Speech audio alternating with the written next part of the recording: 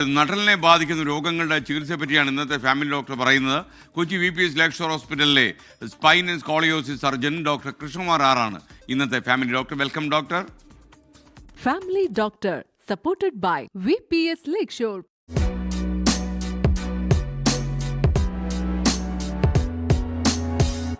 പൊതുവേ രോഗികൾ വരുമ്പോൾ ചോദിക്കുന്നത്, ഡോക്ടർ ഇതിന് സർജറി ആവശ്യമുണ്ടോ, നട്ടലിൻ്റെ ഈ പ്രശ്നത്തിന് സർജറി വേണമോ എന്നാണ് ചോദിക്കാറുള്ളത്.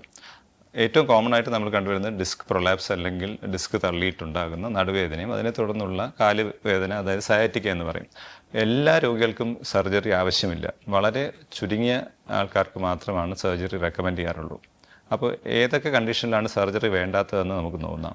പെട്ടെന്നുണ്ടാകുന്ന ഒരു വേദന, പെട്ടെന്ന് നമ്മൾ കുനിഞ്ഞ് നിവർന്ന് എന്തെങ്കിലും ജോലി ചെയ്യുന്നു, അല്ലെങ്കിൽ ജോലി സ്ഥലത്ത് ഒരു സ്ട്രെയിൻ ഉണ്ടാകുന്നു, അല്ലെങ്കിൽ ഒരു യാത്ര പോയിട്ട് വരുമ്പോഴുള്ള ഒരു പെയിൻ, മസിൽ ഉളുക്കിയിട്ടുള്ള പെയിൻ ആയിരിക്കും, അതിന് മസ്കുലർ സ്പ്രെയിൻ എന്ന് പറയാം. അപ്പോൾ അതെല്ലാം സാധാരണ 1-2 ദിവസത്തെ റെസ്റ്റ് കൊണ്ടും ലഘുവായിട്ടുള്ള മരുന്ന് കൊണ്ടും മാറാറാണ് പതിവ്.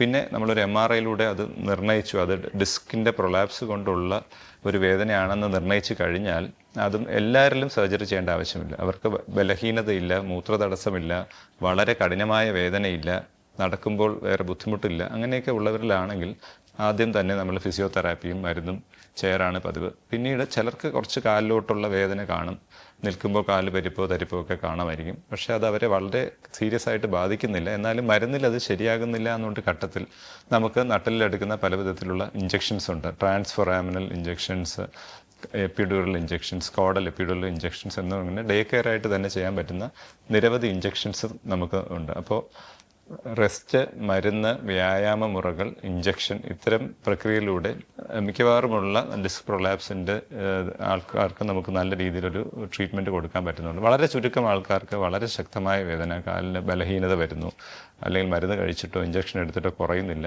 എങ്ങനെയുള്ള ലക്ഷണങ്ങളുള്ളവരിലാണ് നമ്മൾ സർജറിയിലേക്ക് പോകുന്നത്. അപ്പോൾ എല്ലാവരിലും ഡിസ്ക് പ്രൊലാപ്സ് ഉണ്ടായാൽ സർജറി വേണമെന്ന് നിർബന്ധമില്ല. Family doctor supported by VPS Lakeshore.